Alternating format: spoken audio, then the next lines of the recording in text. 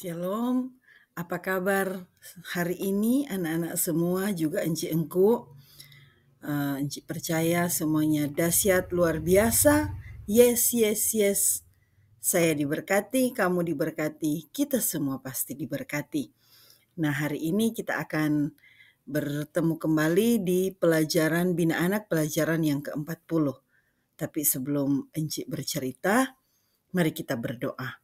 Tuhan Yesus, kami mohon kiranya Tuhan menolong kami saat ini untuk belajar firman Tuhan. Kuasai, penuhi kami dengan Roh Kudus-Mu, supaya kami dapat mengerti, mengingat firman Tuhan, dan kiranya Roh Kudus menolong kami untuk melakukannya. Berikan kami hati yang tenang untuk mau dibentuk melalui firman Tuhan. Kami datang kepadamu di dalam nama Tuhan Yesus. Amin. Enci akan membacakannya untuk kita semua dari 2 Tawarik 7 ayat 1 sampai 3. Dengan judul Api Turun dari Langit, Nyanyian Syukur. Setelah Salomo mengakhiri doanya, api pun turun dari langit memakan habis korban bakaran dan korban-korban sembelihan itu, dan kemuliaan Tuhan memenuhi rumah itu. Para imam tidak dapat memasuki rumah Tuhan itu karena kemuliaan Tuhan memenuhi rumah Tuhan. Ketika segenap orang Israel melihat api itu turun dan kemuliaan Tuhan meliputi rumah itu, berlututlah mereka di atas lantai dengan muka mereka sampai ke tanah, lalu sujud menyembah dan menyanyikan syukur bagi Tuhan, sebab Ia baik, bahwasanya untuk selama-lamanya kasih setianya. Amin. Demikian firman Tuhan. Halo, kalian pasti pernah melihat sesuatu yang spektakuler, sesuatu yang luar biasa. Mungkin pernah melihat pelangi atau pernah melihat gerhana, sesuatu yang benar-benar ajaib, yang spektakuler. Dan di dalam pembacaan hari ini, umat Israel dan Raja Salomo pun melihat sesuatu yang spektakuler. Sesuatu yang luar biasa yang turun dari langit, yaitu api yang menyambar korban bakaran dan kemuliaan Tuhan yang memenuhi bait suci. Tapi sebelum kita belajar bersama tentang hal itu, Enci ingin bertanya kepada anak-anak semua.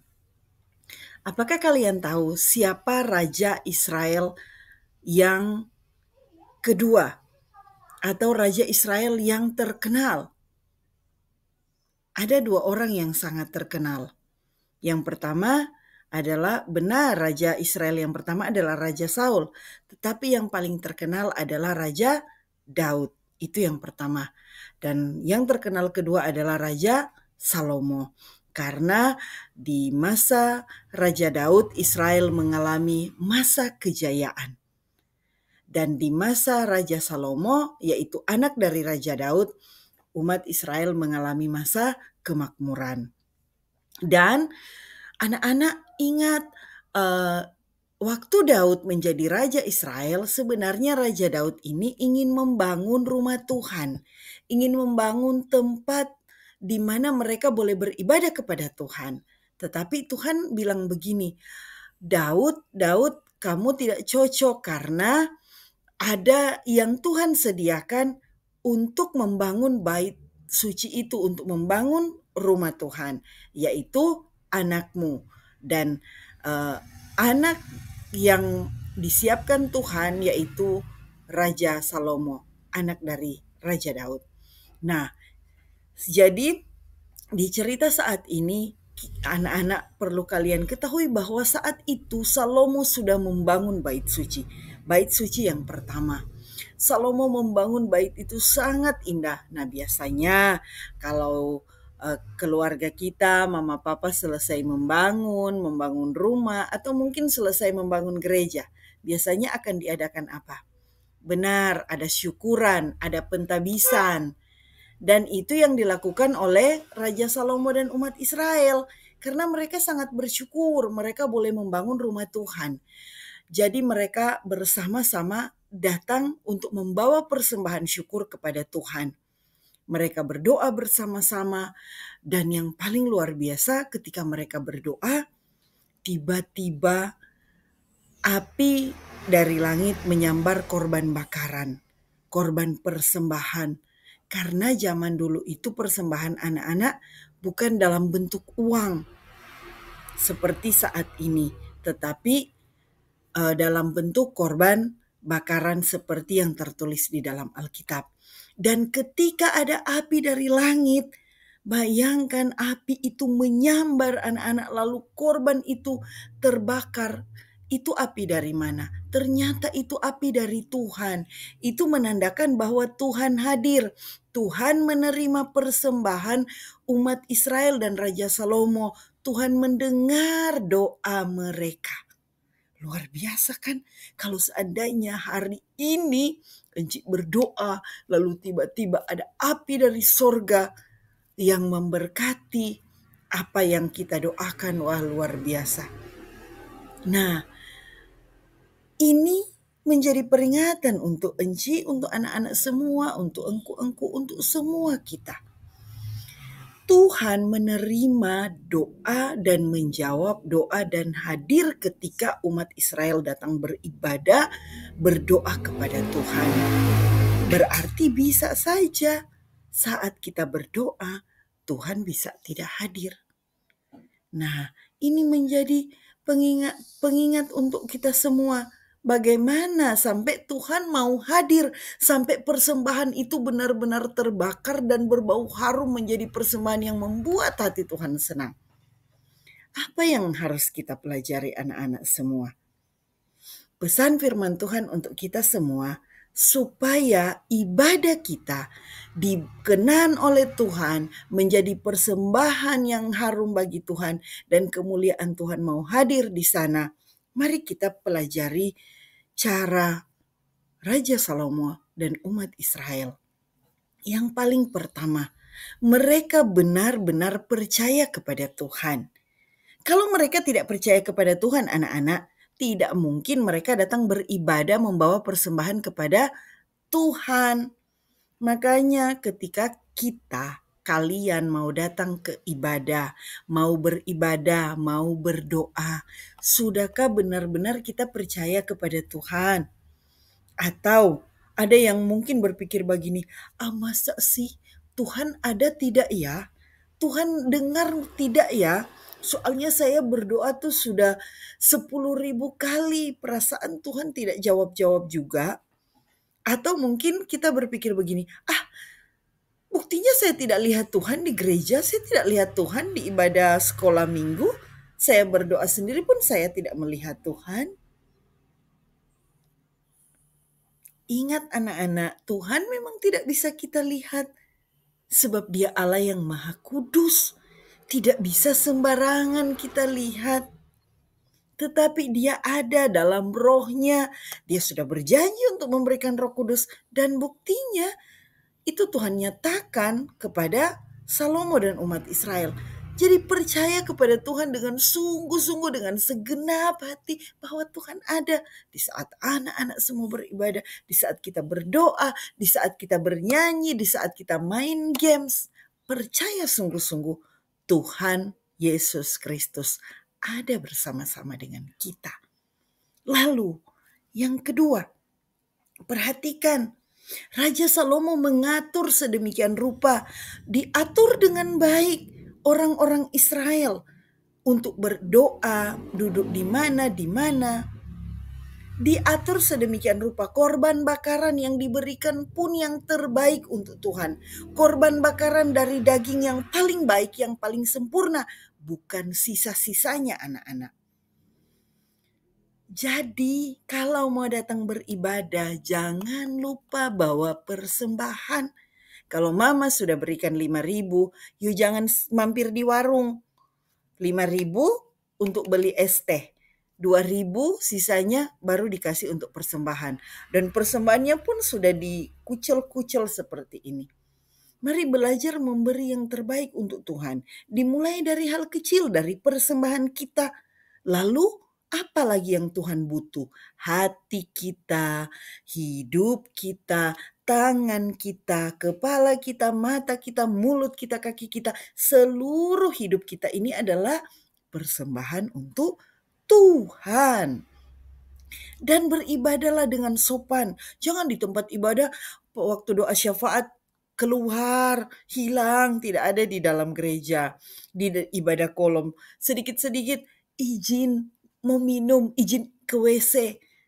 Atau lebih parah lagi, ada anak-anak sementara beribadah, mereka tidak fokus beribadah tetapi main HP, main handphone. Bahkan ada mama-mama yang bilang begini, "Mama mau ibadah ya, ini pegang handphone. Kamu diam situ, main handphone saja." Coba bayangkan betapa kita sangat tidak sopan kepada Tuhan. Mari anak-anakku belajar sopan, beribadah dengan sopan. Saat ibadah jangan pegang handphonemu. Beribadah dengan fokus, menyanyi ya menyanyi, berdoa ya berdoa, dengar firman Tuhan. Jangan ganggu teman. Beribadah dengan sopan, dengan tertib, karena Allah yang kita sembah adalah Allah yang kudus. Di dalam pembacaan kita di situ ditulis, imam-imam tidak boleh masuk ketika kemuliaan Tuhan menguasai bait suci. Karena Allah itu sangat suci, sangat kudus. Kita tidak membutuhkan imam-imam ketika Allah hadir. Nah, karena Allah begitu suci, tidak sembarangan kita hidup di hadapannya. Kalau imam tidak bisa masuk dengan sembarangan, nah bagaimana mungkin kita akan sembarangan menghadap Allah yang kudus itu? Maka beribadahlah dengan sungguh-sungguh. Yang ketiga, Encik mau berpesan kepada kita semua. Ketika kemuliaan Tuhan hadir, Tuhan menjawab doa mereka. Raja Salomo dan umat Israel bersyukur, berdoa bersyukur. Mereka mengatakan sebab Tuhan itu baik, bahwasanya untuk selama-lamanya kasih setianya. Mereka tahu bersyukur, tahu berterima kasih kepada Tuhan atas semua hal baik yang Tuhan berikan. Anak-anak, hari ini kalian dan Enci sudah diselamatkan oleh Tuhan Yesus. Di atas kayu salib, Tuhan Yesus sudah menanggung dosa kita. Anak-anak tidak perlu disalibkan, Enci juga tidak perlu disalibkan. Kita tidak perlu dicambuk. Setiap kali kita bersalah, kita minta ampun, Tuhan ampuni. Lalu sampai hari ini kita masih boleh sehat bersama keluarga. Kita menikmati ada begitu banyak hal yang baik. Apa yang bisa kita lakukan untuk Tuhan? Ya mengucap syukur. Apakah mengucap syukur cuma cukup bilang terima kasih Tuhan? Iya, kita harus bilang seperti itu anak-anakku. Tapi Encik mau ingatkan, mengucap syukur bukan hanya mengatakan di mulut, tetapi seluruh hidup kita ini memberikan yang terbaik untuk Tuhan. Kasih yang terbaik untuk Tuhan sebagai ucapan syukur kita.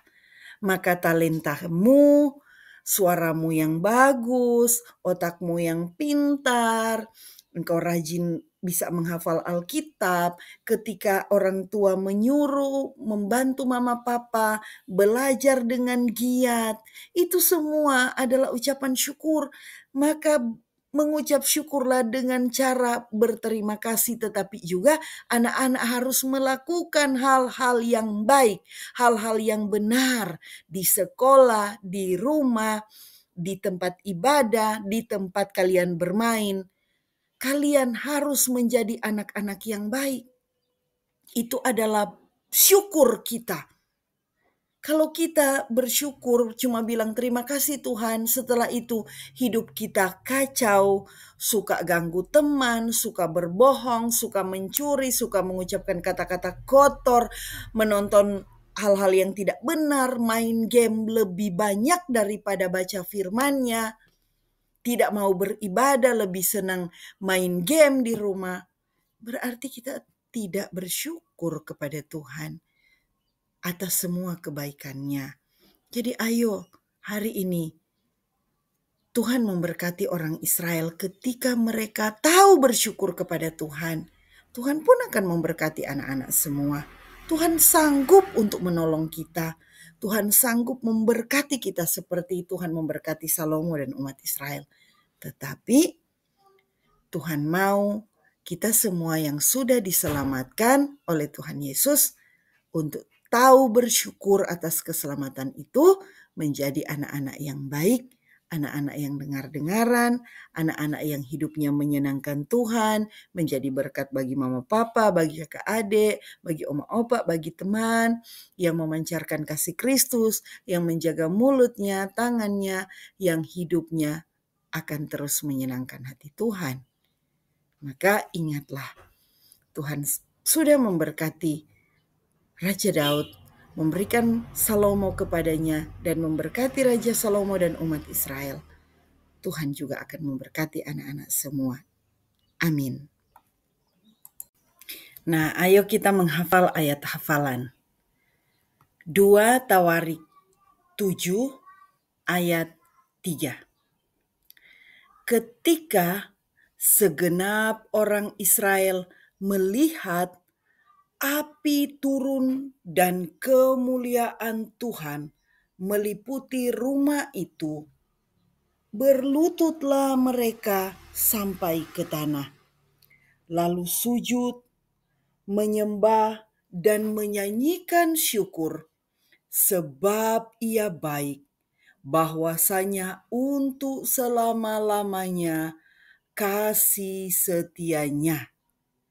2 Tawarik 7 ayat 3. Encik berharap kita semua bisa menghafalnya. Kita sudah mendengar cerita firman Tuhan, mari kita berdoa. Kami terus bersyukur Tuhan Yesus karena kami setiap minggu diingatkan melalui cerita Alkitab dari Bina Anak Tolong Kami Tuhan untuk selalu mengingat. Kami diajarkan hari ini untuk belajar tahu mengucap syukur kepada Tuhan dengan memberikan yang terbaik dari apa yang kami miliki. Beribadah dengan teratur, dengan sopan, dan selalu percaya kepada Tuhan. Ajar kami Bapa untuk benar-benar ketika beribadah kepada Tuhan, baik sendiri ataupun beribadah secara komunal, di ibadah sekolah minggu, kolom atau gereja, kami tidak akan sembarangan. Kami akan benar-benar dengan sopan, karena kami ingat ada persembahan yang diterima, tetapi ada juga yang tidak diterima. Maka kami rindu, kami akan diterima oleh Tuhan seperti Salomo dan umat Israel, supaya hidup kami menjadi berkat. Meteraikan firman Tuhan di hati kami, supaya kami boleh bertumbuh, semakin berakar kuat di dalam kebenaran firman Tuhan, dan kami akan semakin mengasihi Engkau, sampai pada masa tua kami nanti, kami akan menjadi orang-orang yang melayani Tuhan, menjadi berkat di tengah-tengah kehidupan kami. Terima kasih Tuhan Yesus, kami berdoa. Amin. Sampai jumpa lagi di cerita berikutnya. Encik berharap kalian akan like, subscribe, share, bahkan komen di video AJP Joshua. Tuhan Yesus memberkati. Sampai jumpa. Bye-bye.